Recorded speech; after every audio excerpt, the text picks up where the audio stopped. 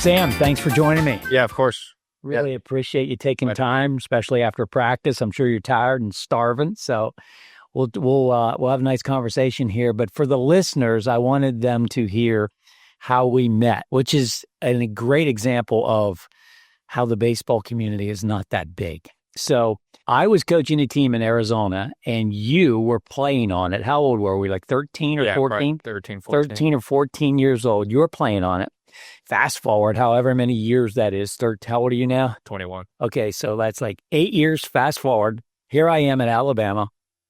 I'm talking to you guys today just randomly, and you say you're from Arizona, and I say, oh, you know a kid named TJ Adams, and you say... That's my best friend. He's literally like my brother. And then you started talking about Mike Adams, your coach, who was coaching that team that we played against. And here we are now. And so I just love those stories. And I try to teach these young kids, this baseball community is not that big. No. So you got to kind of take care of your reputation, who you are, and show respect to people. So it's so cool that we met today and we actually played against each other 8 years ago. Now, here's the real reason I want to talk to you and get you on camera today, because you were sharing some stuff about your journey. And here you are playing in the SEC at Alabama, but it wasn't a straight shot to Alabama, right? No. Why don't I turn this over to you? I want our listeners to hear a little bit about your journey. Let's go back. In fact, let's just go back to when we were playing. I want you to start there because you told me. I was a little chubby. So let's start there and now take us through your journey. I'd say when I was like 12 to 14 or 15, I wasn't very fast. Mm-hmm. But as I got to high school, I started to find a liking to baseball a lot. And I wanted to be better than all my friends.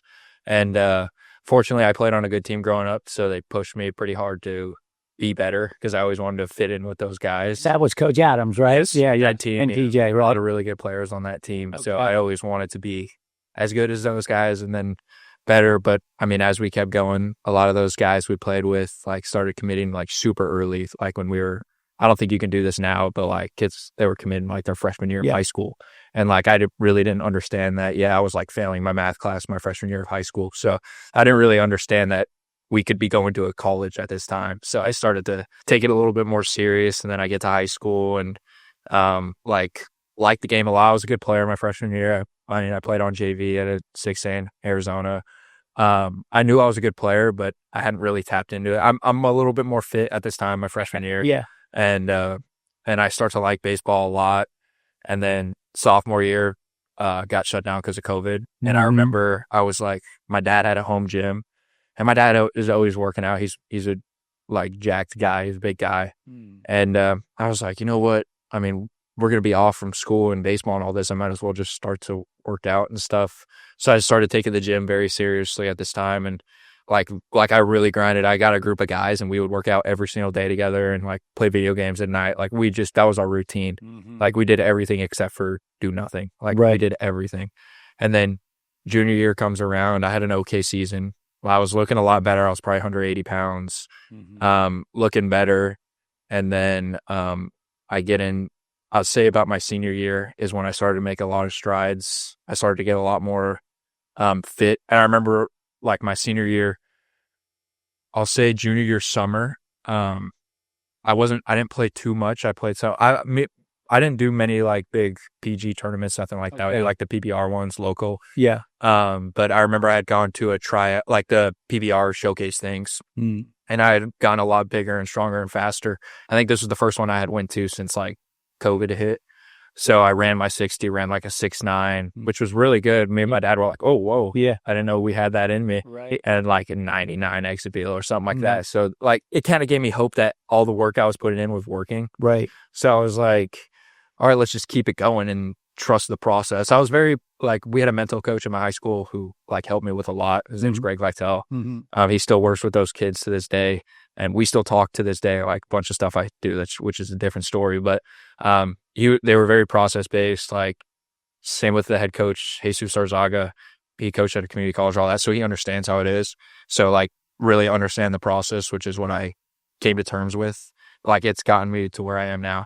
Senior year, I started making a lot of strides. I'm a lot stronger, a lot fitter, faster. I was hitting the ball really hard. And I was like, all right, maybe I'm actually like pretty good at baseball. All my friends had committed, but I was so focused on getting to where I wanted to be. I didn't really care about this stuff at the time. Right.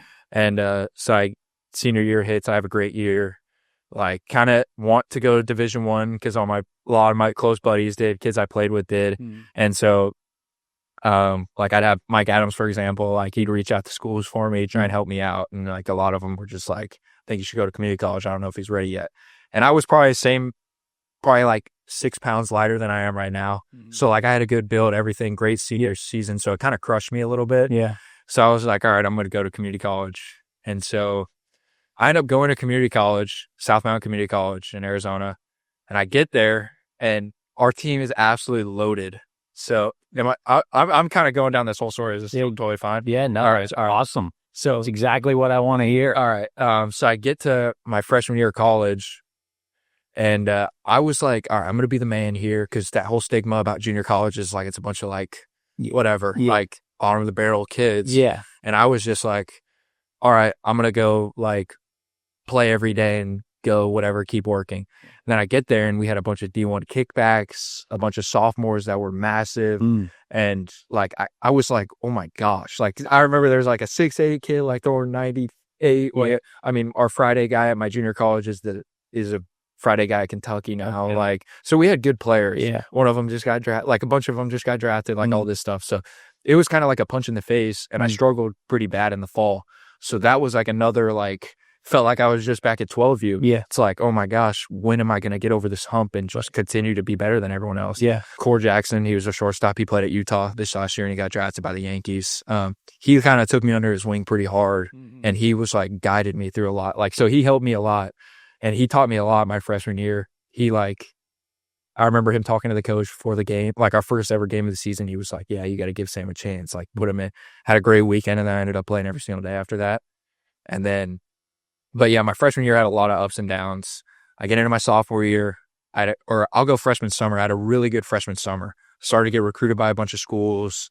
Got like player of the league in my collegiate league, home run derby, whatever. Like I had all the accolades, and so I started talking to some schools, figure out if I wanted to go back to community college and work on like trying to get to professional baseball at this point, or maybe like trying to find a better fit at the next year. Because I really did enjoy community college. I thought it got me so much better.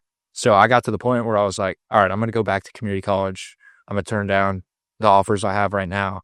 And then in the fall, I just got recruited, like trying to figure out where I really wanted to go.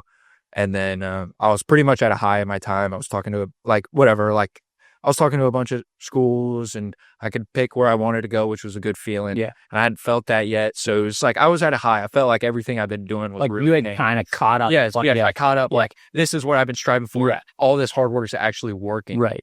And then I get to this point where I decide where I want to go to school. I have a really good fall.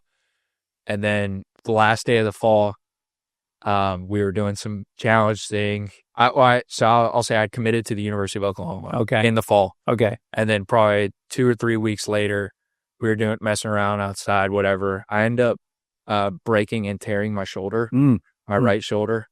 And I had to it took a while. I tried to see if I could just play through it because this was the last day of the fall ball. Yeah. So we were good for Christmas break. And all I had to do was go play the season and do what I do. And then whatever happens. Right. So I ended up having to get surgery. Like everything was messed up. My whole shoulder was like basically blown. And so I had to go get a pretty big surgery. It was like a 7-month recovery. Then I get back. I mean, I wasn't really down at all throughout the whole process because I was like, I'm just going to come back. I'm going to get stronger, faster, whatever. So I did have you ever heard of the 75 hard? Yeah. I did that the entire Is that right? recovery. Wow. So I did legs for like 35 days straight. Yeah. And like was walking my dog every morning, stuff like that, cold plunging every day. Yeah. Just like trying to stay on top of everything. So I did everything possible that I could. I was taking when I could start running, I was taking reps in the outfield with the other glove. Like I was doing everything I could. And so when I was cleared, like immediately went out to go play summer ball because I was like, I'm just going to be the same player I was. Text all the pro scouts back like, hey, I'm playing again. I'm out in the West Coast League. Like, come out and watch. And I ended up like not being the same at all. Like, because I lost mobility in the shoulder because they had to bolt it down. Yeah, it was like it's called a ladder J surgery. And so that wore on me pretty hard. I was like, gosh, I'm right back to where I was. It's a never ending cycle of Yeah. being right back to where I was when I was 12 years old. And so, but the only thing that's got me through that is sticking to the process that whole time. And like, it was frustrating when I was struggling, when I got off the injury, because I had done everything possible to be in the position to play. I was just not being able to hit. Yeah. So when I went out straight away to go play summer ball, I struggled really bad. It was tough on me because I was like, now I have to go to the University of Oklahoma and try and compete for a spot in the SEC where I'm facing the best competition. So I had ups and downs in the fall. I was really just working on trying to get my swing back, which is a tough time to work on in the fall, especially it's with a bunch of coaches that have no idea who I am. Yeah. Like, it was just ups and downs. End of my fall, I was kind of nervous. I was like, I did really bad. I don't think I'm going to play. And then I worked my butt off when I came home in the fall time. Like, when I was home for Christmas, I worked my butt off. Same thing as I always do, just working my butt off, trying to get back to where I was. And I got back to where I was for the most part. I had a good season. Like, it had its ups and downs, but there was definitely some highlights I had throughout the year.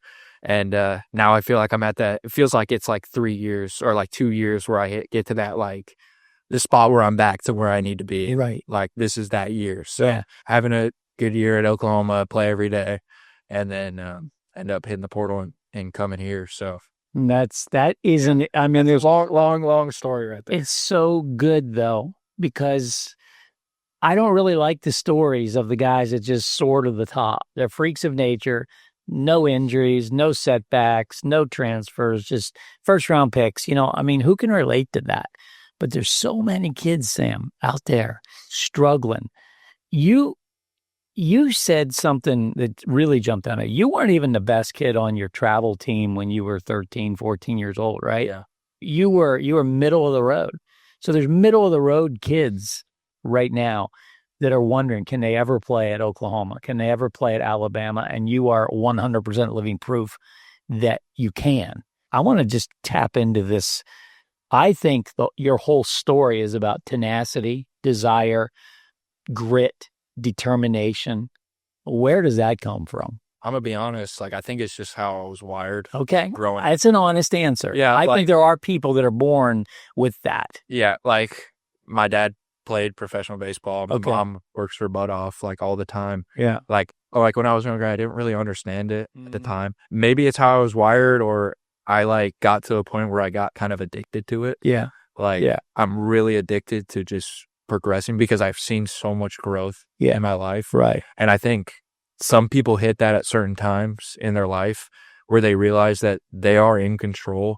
Like, I hear some people talk about, like, what are things you're in control of? Or, like, what are things other people are in control of? I'm going to be honest. I think you really have control over everything in your life for the most part. Right. Like, other than, like, stuff that goes wrong, like stuff happens. Yeah. But, like, it's how you respond. Right. You can control your body. You know what I'm saying? So, like, I got to a point where I was so addicted to seeing progression. Yeah. That I just kept going. Wow. And I really did not care about results. I mean, I even had a talk with Coach Vaughn. Like, there was like a couple days where I was like kind of iffy, like I wasn't in the ball how I normally do. I told Coach Vaughn, I'm like, that stuff does not bother me. I promise you. Like, he probably loved hearing it. He was just like, I love to hear it. Like, I was like, my bread and butter is when you throw me in that batter's box in the game. I promise. Yeah. Yeah. I can see that. So let me ask you this. It's kind of a personal question. You've been driven all this time for baseball, but do you think it's for anything? Like, is it bigger than baseball? Like, baseball is not my whole life at all. Yeah. Like, I got so many friends, so much family that I love. Like, I think I'm addicted to the grind. Yeah, sport. That's what I mean. I love the sport. Yeah. But, like, my whole life isn't bad. That's why we talked earlier, like, about pressure and stuff like that. Like, I don't really feel like I feel it because I'm just playing a sport and having fun. Right. Like, you end up loving these guys so much. It's so much more different than club ball, high school. Like, when you get to a locker room, that's a different type of love. Yeah. And when you get so surrounded by these people and these coaches, when you get on that field, no matter who you're playing, because sometimes people are like, how do you do it when you play these schools? And, like, so scary. How much pressure do you feel? But, like, you've worked so hard with these guys. Like, you realize it's really just a sport at the end of the day. Right. It's a band of brothers, and you guys get to strap it up and go play another band of brothers. I think it is incredible. But here's how I want to wrap this up for the parents listening, for the players listening. I think you're going to play a long time because of your tenacity, because of your talent. There's guys all through the big leagues with stories like yours. That's how they got there. They just kept overcoming, overcoming, overcoming. But here's the bigger picture. There's a day for every one of us that baseball's over. And now you apply all that to the next thing and the next thing and the next thing. And you can be so successful in so many things and inspire so many other people because it seems to come somewhat natural for you. Other people really need people like you to inspire them because they don't maybe have it within them to do it. So, Yeah. man, I am blessed to meet you today and to get to have this conversation, to get to share this information with the listeners today. So, Sam, thank you so much. Thank you so much. I'm very glad. I appreciate it a lot. Absolutely. Yeah.